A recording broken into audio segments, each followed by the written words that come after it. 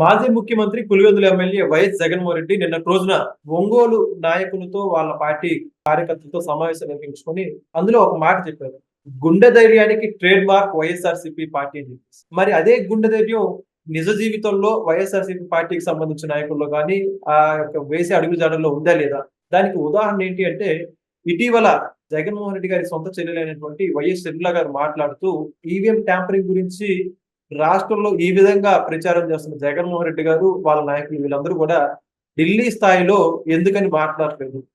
అదే విధంగా కేంద్ర ఎన్నికల అధికారి అయినటువంటి ఈ యొక్క జ్ఞానేష్ కుమార్ గారిని తొలగించేటువంటి ఆ తీర్మానంలో ఎందుకని వైఎస్ఆర్సీపీ ఎంపీలు బయటకు వచ్చి సంతకం పెట్టకూడదు, మాట్లాడకూడదు అని చెప్పేసి జగన్మోహన్ రెడ్డి గారికి బహిరంగంగా ఛాలెంజ్ ఇస్తారు. మరి ఈ ఛాలెంజ్ ని జగన్మోహన్ రెడ్డి గారు స్వీకరిస్తారా లేదా అనే అంశం గురించి తెలుసుకోవడానికి మనతో ఉన్నారు ప్రముఖ రాజకీయ విశ్లేషకులు అంకం. సార్ నమస్కారం.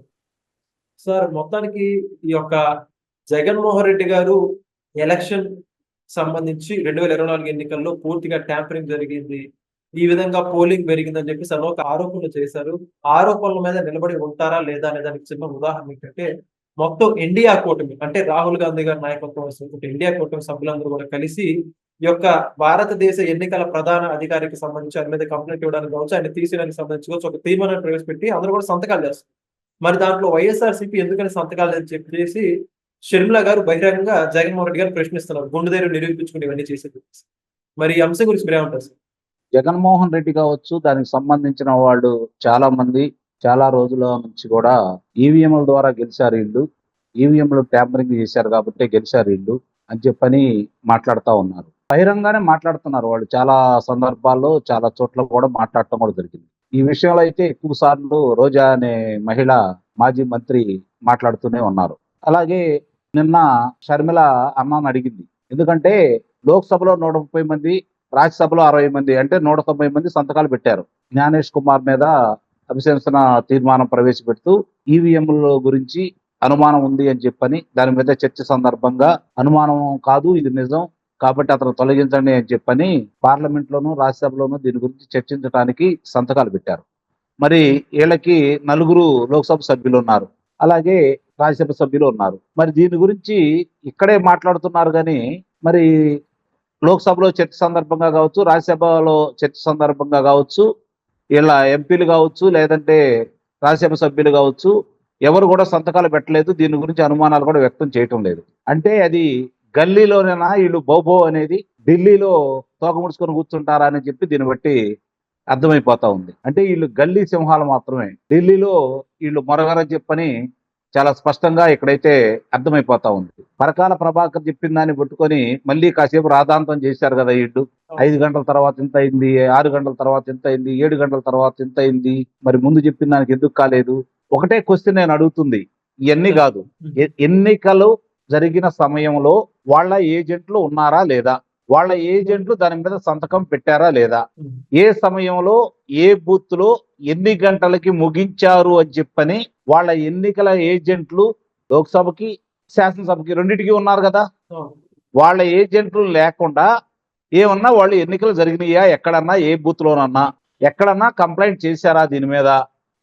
లేదు. ఎన్నికల అంటే ఎన్నికల ఫలితాలు ప్రకటించిన రోజు అంటే జూన్ 4వ తారీఖు వాళ్ళ ఏజెంట్లు కానీ వాళ్ళ క్యాండిడేట్లు కానీ ఎక్కడైనా పలానా బూత్ లో 60% పోలైంది, మీరేంటి 85% పోలైందని అంటున్నారు, ఇది మాకు సమ్మతి కాదు కాబట్టి దీని మీద మేము కంప్లైంట్ చేస్తున్నామని చెప్పని ఎక్కడైనా 175 నియోజకవర్గాల్లో 25 లోక్సభ నియోజకవర్గాల్లో ఎక్కడైనా ఒక బూత్ గురించి వాళ్ళు కంప్లైంట్ చేశారా? మరి ఆ రోజు మాట్లాడకుండా ఈ రోజు ఎలా మాట్లాడతారు దీని గురించి? వాళ్ళ ఏజెంట్లు ఉంటారు, వాళ్ళ క్యాండిడేట్లు ఉంటారు, వాళ్ళందరికీ ఆ ఫారాలు ఇస్తారు, ఆ ఫారాల్లో ఎన్ని పోలైని అని చెప్పని ఇస్తారు, ముగింపు సమయం ఏందని ఇస్తారు, దాని మీద సీలేస్తారు. ఇన్ని వివరాలు ఉన్న తర్వాత వీళ్ళు ఏ విధంగా ఈ రోజు గోల చేస్తా ఉన్నారు? నిజమే, కాసేపు దాని గురించే మాట్లాడుకుందాం.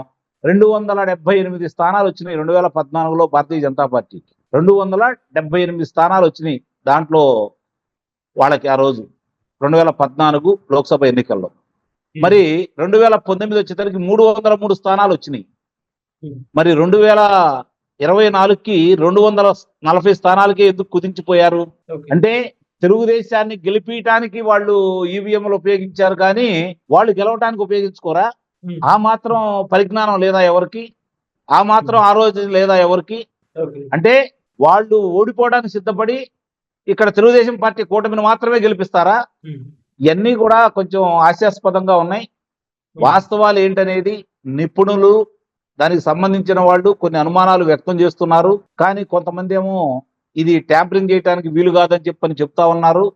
ఇవన్నీ కూడా న్యాయస్థానాల్లో విగిపోయినాయి కాబట్టి పదే పదే దాని గురించి మాట్లాడుకున్నందువల్ల ఉపయోగం అయితే లేదు. నా యొక్క అభిప్రాయం ఏంటంటే 303 స్థానాలు వచ్చిన వాళ్ళు 350 స్థానాలు ప్రకటించారు.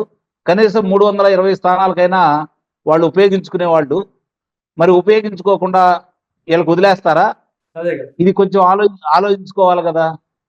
ఇవన్నీ కూడా మరి వాళ్ళకి 151 స్థానాలు వచ్చినప్పుడు ట్యాంపరింగ్ వల్లే వచ్చినాయా? ఒప్పుకున్నట్టా వాళ్ళు? అంటే ఎన్నికలు పారదర్శకంగా జరగట్లేదని చెప్పిన వాళ్ళంతటా వాళ్ళే చెబుతున్నారా ఈ లెక్కన? మరి దాని మీద ప్రజాభిప్రాయం ప్రకారం చెప్తా ఉంటే తర్వాత జరిగినటువంటి ఎమ్మెల్సీ ఎన్నికల్లో మరి మామూలుగానే జరిగింది కదా ఎన్నికది, అవును. ఈవీఎంలు కాదు కదా, అది బ్యాలెట్ పేపరే కదండి. బ్యాలెట్ పేపర్ మీదే జరిగింది కదా. మరి దాంట్లో అవును. ఎందుకు చిత్తుగా వాళ్ళు ఎవరైతే సపోర్ట్ చేశారో వాళ్ళు ఓడిపోయారు? ఏదైనా మరి ప్రభుత్వం మీద వ్యతిరేకత ఉంది, ఈ ప్రభుత్వానికి అనుకూలంగా ప్రజలు ఓటేయలేదు అని చెప్పిన వాళ్ళు ఏదైతే చెబుతున్నారో మరి వాళ్ళు కూడా పాల్గొనొచ్చు కదా. పోని వాళ్ళు సపోర్ట్ చేసిన వాళ్ళు గెలవాలి కదా. ఈ ప్రభుత్వం మీద వ్యతిరేకత ఉంది ప్రజల్లో, ఈవీఎంల మీద గెలిచారని అనుకుందాం కాసేపు. మరి తర్వాత జరిగినటువంటి ఈ శాసన మండలి ఎన్నికల్లో ఎందుకు మూడు చోట్ల వాళ్ళ మనుషులు ఓడిపోవడం జరిగింది? అంటే ఎందుకు ఓడిపోయామని చెప్పని ఆత్మ పరిశీలన చేసుకోకుండా మళ్ళీ గెలవటానికి ఏం చేయాలో వాళ్ళు ప్రణాళిక రచించుకోకుండా ఒక నెపం అనేది వేసేస్తే ప్రజలు దాని గురించి చర్చించుకుంటారు. మేము ఇట్లా ఓడిపోలేదు, ఏదో మోసం జరిగితే ఓడిపోయామని చెప్పని ప్రజల్ని, కార్యకర్తల్ని, నాయకుల్ని నమ్మించటానికి వాళ్ళు మాట్లాడుతున్న విధం అని చెప్పి అయితే నేనైతే భావిస్తున్నా. అంతకంటే వాళ్ళ గురించి ఎక్కువగా మాట్లాడుకున్నందు వల్ల పెద్ద ఉపయోగం అయితే ఉండదు.